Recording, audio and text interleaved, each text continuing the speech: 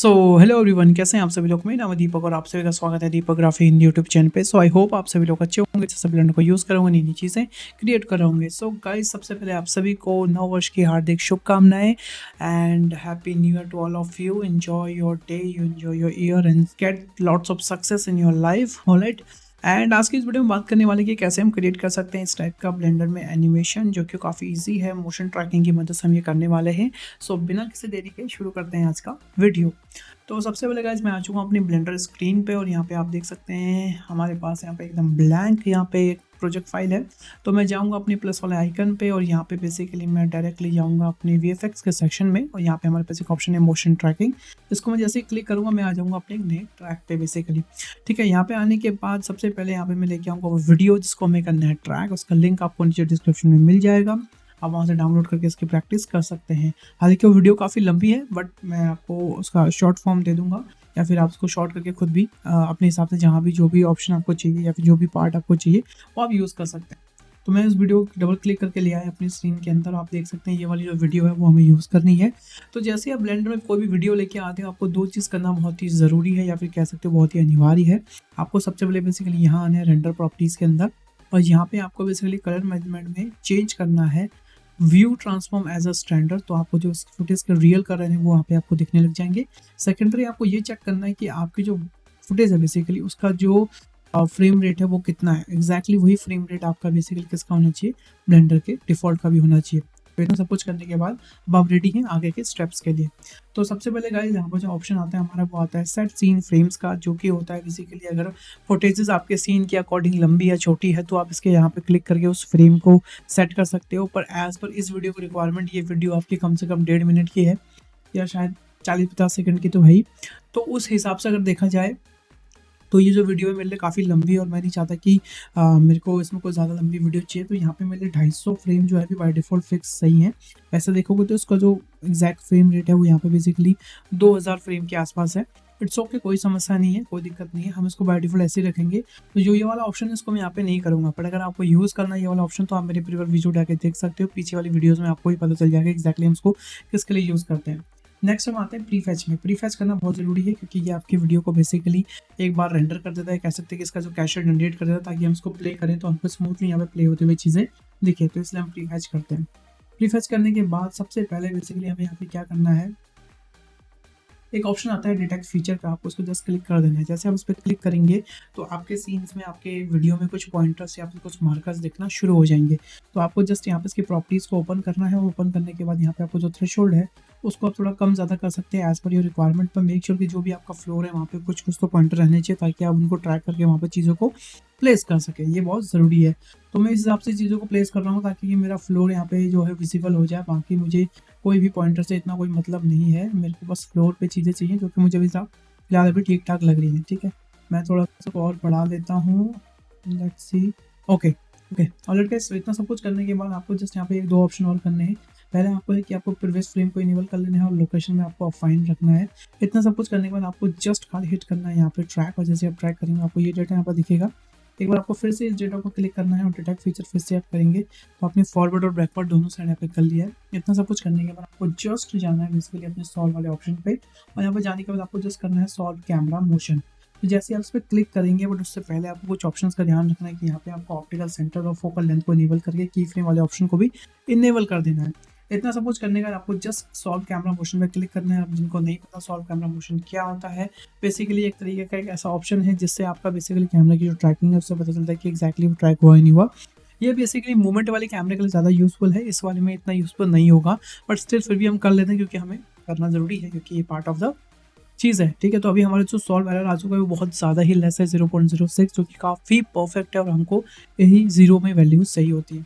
तो हमारा सब कुछ ट्रैकिंग वगैरह सब कुछ परफेक्ट हो चुका है। हमें बस बेसिकली क्या करना है, यहाँ पे अब किसी भी एक पॉइंटर को सिलेक्ट कर लेना है। सिलेक्ट करने के बाद यहाँ पे आपको उसको करना है सेट ओरिजिन। ध्यान रखिएगा जैसे ही मैं सेट ओरिजिन करूँगा आपको ये वाली विंडो पर ध्यान देना है। तो जैसे ही मैं सेट ओरिजिन करूँगा तो हो सकता है आपका क्यूब भी कुछ इस तरीके से गायब हो जाए। नो इशू, डरने की कोई बात नहीं है। आपको बस एक से ज़्यादा ट्रैकर को सिलेक्ट करना है। सिलेक्ट कर मेक श्योर कि वो दोनों ही सिलेक्ट हो। ठीक है, एक बार आप कंट्रोल से करके देख लें, अगर कंट्रोल से ना हो रहा हो तो आपको शिफ्ट के साथ एक बार उसको सिलेक्ट कर ले, एक बार उसको सिलेक्ट कर ले, तो दोनों सिलेक्ट हो जाएंगे। देन उसके बाद आपको बेसिकली यहाँ पे क्या करना है, एक बार आपको करना है सेट स्केल। ठीक है, और अप्लाई स्केल और दोबारा आप कर देंगे सेट ओरिजिन। तो आपका जो है क्यूब बेसिकली यहाँ पे परफेक्टली सेट हो जाएगा और आपका ओरिजिन यहाँ पे दिखने लग जाएगा। इतना सब कुछ करने के बाद आपको जस्ट नीचे आना है, यहाँ पे आपको करना है सेटअप ट्रैकिंग सीन। जैसे आप इस पर क्लिक करेंगे तो आपको सीन में एक प्लेन मिल जाएगा और आपके सीन में एक क्यूब तो ऑलरेडी था ही, बस वो ट्रैकिंग सीन बन चुका ताकि आप यहाँ पे आगे चीज़ें स्टार्ट कर सकें। इतना सब कुछ करने के बाद आपका ये वाला जो सेक्शन है वो पूरा कंप्लीट हो चुका है। हमको जाना है आप बेसिकली यहाँ पे लेआउट के सेक्शन में। जैसे हम लेआउट के सेक्शन में जाएंगे तो यहाँ पे बेसिकली इनेबल करेंगे प्लेन का, तो मुझे कुछ काम है भी नहीं वैसे, और मैं यहाँ पे बेसिकली इसको स्केल कर लेता हूँ डाउन और एक बार मैं एनिमेशन प्ले करके देखता हूँ। तो यस, हमारा जो ऑब्जेक्ट है वो परफेक्टली ट्रैक हो चुका है यहाँ पे। बट यहाँ पे एक दिक्कत है, अगर आप ध्यान से देखोगे वो दिक्कत ये है कि हमारी जो वीडियो का जो बेसिकली अलाइनमेंट है या जो वीडियो की जो बेसिकली एक हमारी क्या कहते हैं वो है एंगल है, वो हमारा सीन का नहीं है। तो हमको इसको मैच करना है एग्जैक्टली अपने वीडियो से। तो उसके लिए हम क्या करेंगे, थोड़ा सा उसको बड़ा करते हैं, इसके एडिट मोड में जाएंगे, 3 प्रेस करेंगे, टॉप वाली फेस को सिलेक्ट करके कंट्रोल आई करके इन्वर्स सिलेक्शन करेंगे ताकि बाकी सब हमारे सेलेक्ट हो जाए। डिलीट फेसेस करेंगे, उसके बाद एडिट मोड से बाहर आके राइट क्लिक और हम करेंगे सेट ओरिजिन, यहाँ पे करेंगे ज्योमेट्री टू ओरिजिन, तो वो सेंटर पे आ जाएगा। उसको हम कर लेंगे स्केल करने के बाद अब हमें इसको एग्जैक्टली अलाइन करना है अपने बैकग्राउंड के साथ। तो उसके लिए हमें कुछ नहीं करना, हमें कैमरे को सिलेक्ट करना है। कैमरे को सिलेक्ट करने के बाद हमको जाना है बेसिकली यहाँ पे कैमरे की प्रॉपर्टीज़ में, और कैमरे की प्रॉपर्टीज़ में जाके बैकग्राउंड इमेज पे क्लिक करने के बाद आपको जस्ट यहाँ पे बेसिकली ओपेसिटी को इंक्रीज कर देना ताकि आपको चीज़ें परफेक्टली क्लियर यहाँ पे दिखना शुरू हो जाए।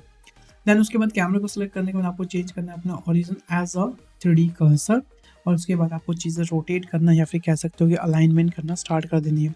मैं प्रेस कर दूँ R और Z सबसे पहले, इसको मैं एक बार स्ट्रेट कर दूँ कुछ इस तरीके से, काफ़ी परफेक्ट, या मैं ऐसे भी कर सकता हूँ, टोटली अप टू मी। ठीक है, ये कर लिया। उसके बाद मैंने प्रेस किया R और Y, तो मैं इसको सॉरी R और X होगा, मैं इसको इस तरीके से प्लेस कर देता हूँ, काफ़ी सुंदर लग रहा है। ठीक है, एक बार स्केल करके देखते हैं। पर स्केल करने से पहले आपको यहाँ से जो ओरिजिन है उसको मीडियन पॉइंट करना पड़ेगा, ऑब्जेक्ट को स्केल करना पड़ेगा। मेरे हिसाब से अभी ये परफेक्टली यहाँ पे अलाइन हो चुका है, और आप ध्यान से देखें तो ओके ठीक है, ये डेप्थ आ रही है, छोटा ये बड़ा, इसका मतलब ये परफेक्टली अलाइन हो चुका है। तो मैं इसको यहाँ कहीं रखूँगा, S और X स्केल करूँगा कुछ इस तरीके से। ठीक है, अभी मुझे इस हिसाब से लग रहा है कि इसको थोड़ा रोटेट और करना चाहिए, तो मैं दोबारा से कैमरे को सेलेक्ट करूँगा, यहाँ से बेसिकली 3D कर्सर करूँगा, R और Z करूँगा। ओके, परफेक्टली अलाइंड है, काफ़ी सुंदर काफ़ी सुंदर काफ़ी सुंदर। ओके, अब मैं एडिट मोड में जाऊँगा इसके ओके, और 2 प्रेस करूँगा और इसको मैं करूँगा G and Y। Okay perfect. ठीक है, अगर आप चाहते हो तो उसको भी आप थोड़ा सा GY ऐसे करके ले आएँ, उसके बाद EZ पहले नीचे को, ठीक है ऐसे, उसके बाद EY कुछ ऐसे। यहाँ पे बेसिकली परफेक्टली छोटा मोटा एक सीन बन चुका है, और सीन को हम थोड़ा और ड्रामेटिक बनाने के लिए इस वाले लाइन को सेलेक्ट करके कंट्रोल B और हल्का सा बेबल कर देंगे जैसा कि यहाँ पे वो है। ठीक है, इतना सब कुछ करने के बाद आपको राइट क्लिक करना है और आपको करना है शेड स्मूथ, या फिर शेड स्मूथ कर दीजिए, दैट्स इट। तो आपका ट्रैकिंग और सेटअप सीन हो चुका है। अब बारी है कि यहाँ पे चीज़ों को लेके आने की और उसको रेंडर करने की। तो मैंने ऑलरेडी यहाँ पे एक जो हमारा बेसिकली कैरेक्टर है वो मैंने ऑलरेडी डाउनलोड करके रखा हुआ है। तो मैं इसको यहाँ पे इंपोर्ट करता हूँ। इंपोर्ट के लिए मैं जाऊँगा फाइल पे, इंपोर्ट पे, और यहाँ पे मैं करूँगा GLTF, सॉरी हमारे पास FBX है, बेसिकली मैं FBX को लेके आएंगे, यहाँ पे क्लिक करूँगा FBX, और डाउनलोड पे मेरे पास ऑलरेडी यहाँ पे बहुत सारी FBX पड़ी हुई है। तो मेरे पास एक वॉकिंग मैन की FBX है, वो ये वाली है, तो क्लिक करूँगा और इम्पोर्ट कर दूँगा। तो आप देखोगे यहाँ पे एक बड़ा सा आदमी आ जाएगा सीन में कुछ इस तरीके से, काफ़ी सुंदर लग रहा है। तो मैं R प्रेस करूँगा, Z प्रेस करूँगा, उसको कुछ इस तरीके से रोटेट कर दूँगा कुछ ऐसे। ठीक है, रोटेट करने के बाद देख लेना कि ये परफेक्टली हमारा 90 होना चाहिए। 90 हो गया, काफ़ी सुंदर लग रहा है। उसके बाद हम देखते हैं इसका एनिमेशन। यस, ये काफ़ी अच्छे से यहाँ पे क्या करते हैं, वॉक कर रहा है। तो वॉक करने के बाद हमको बेसिकली जाना है हमारे रेंडर व्यू में। ठीक है, रेंडर व्यू में जाते हैं आप देखोगे कि मेरी जो SDR है यहाँ पे मैंने पहले से लगा के रखी हुई है, और मेरा जो सीन है ऑटोमेटिक साइकिल पे ही रहता है। तो आपको अगर ट्रैकिंग का रेंडर निकालना है तो आपको अपने सीन में साइकिल तो पहले से ही बाय डिफॉल्ट करना पड़ेगा, बाद में भी आप कर सकते हैं। इतना सब कुछ करने के बाद आपको जस्ट जाना है बेसिकली कहाँ पे, नीचे स्क्रॉल डाउन करके, और यहाँ पे आपको एक ऑप्शन मिलेगा फिल्म में आपको करना है ट्रांसपेरेंट, और उसके बाद करना है ट्रांसपेरेंट ग्लास। ये ट्रांसपेरेंट बस जरूरी नहीं है, बट मैं कर लेता हूँ जस्ट शेप फॉर दैट, ऐसे ही बस चीज़ें ठीक रहें।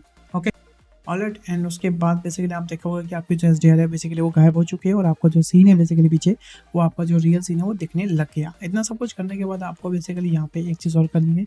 अगर अभी आप ध्यान से देखोगे तो हमारी जो शेडो है बेसिकली यहाँ पे वो दिख रही है, हमारे नीचे का प्लेन है वो भी दिख रहा है, पर जो हमारी रोड है यहाँ पे वो विजिबल नहीं हो रही है। सो पहली चीज़ वो तो एक ओके, बट उसको मैं बताता हूँ आपको कैसे। ओके, जो कि विजिबल नहीं हो रही है तो उसको मैं बताता हूँ कैसे सॉल्व कर सकते हैं। बट उससे पहले आपको एक चीज़ का और ध्यान रखना है कि आपकी जो शेडो है ना बेसिकली यहाँ पे दो शेडो दिख रही हैं। अब देखो दो शेडो कब दिखती हैं, जब हमारे सीन में एक से ज़्यादा लाइट सोर्स होते हैं। तो अभी अगर ध्यान से देखोगे तो एक लाइट सोर्स तो हमारी एसडीआर है ही जो हमने यहाँ पे लगा रखी है, पर दूसरी हमारी सोर्स क्या हो सकती है, वो है हमारी ये जो पॉइंट लाइट है। तो उसको हम करेंगे यहाँ से डिलीट। तो जिस तरीके से तो आप देखोगे हमारी जो एक शेडो है वो हट चुकी है और यहाँ पे अभी परफेक्ट शेडो दिख रही है। अब मैं क्या करूँगा, सबसे पहले जो हमारी रोड है यहाँ पे जो विजिबल नहीं हो रही है उस रोड के यहाँ पे मैं विजिबल करता हूँ। तो उसके लिए आपको क्या करना है, ध्यान से देखिएगा, आपको इस प्लेन को सिलेक्ट करना है। उसके बाद आपको जाना है इस वाले ऑप्शन पे, इसे कहते हैं ऑब्जेक्ट डेटा प्रॉपर्टी। और उसके बाद यहाँ पे आपको एक ऑप्शन मिलेगा विजिबिलिटी का, आप यहाँ पे जाना है, आपको इनेबल करना है शैडो क्रेचर जो कि मास्क के ऑप्शन में है। जैसा आप इसको इनेबल करेंगे तो आपका जो ये ऑब्जेक्ट है वो बेसिकली डिसअपियर हो जाएगा और जो हमारे ऑब्जेक्ट की शैडो है वो भी यहाँ पे विजिबल होनी शुरू हो जाएगी। अब ठीक है, आप छोटा बड़ा जितना भी करना चाहते हैं ये आपके ऊपर है। इसका जो कैरेक्टर का साइज आपको छोटा करना है छोटा करिए, बड़ा करना है बड़ा करिए। मेरे को तो ये छोटा अच्छा लग रहा था तो मैं इसको छोटा कर दे रहा हूँ। ठीक है, जी वाई इसको मैं थोड़ा इधर के रखता हूँ, इधर जी वाई इस साइड में। और मेक श्योर कि ये ज़मीन पे एकदम चिपका ना हो ज़्यादा, पर ज़्यादा ऊपर भी ना हो, काफ़ी ठीक है। एक बार एनिमेशन प्ले करके देखते हैं। ओके, मेरे हिसाब से काफ़ी हद तक ही ठीक है। ओके, तो यस इसकी शैडो और ये सब कुछ परफेक्टली यहाँ पे काम कर रहा है। अभी यहाँ पे एक चैलेंजिंग टक्स ये है कि ये तो अपनी जगह पे वॉक कर रहा है, वॉक करने के बाद ये रुक जा रहा है। तो इसको हम कैसे बेसिकली परफेक्टली करें, तो इसका बहुत एक सिंपल सा तरीका है वो मैं आपको बताने वाला हूँ। ठीक है, ध्यान से देखिएगा। आपको क्या करना है, अपनी स्क्रीन को कर लेना है स्प्लिट करने के बाद आपको जाना है बेसिकली अपने डोप शीट में। डोप शीट में जाने के बाद यहाँ से आपको चेंज करना है एज एक्शन एडिटर और आपको इसको करना है पुश डाउन करने के बाद आपको यहाँ से चेंज करना है इसको एज NLA एडिटर।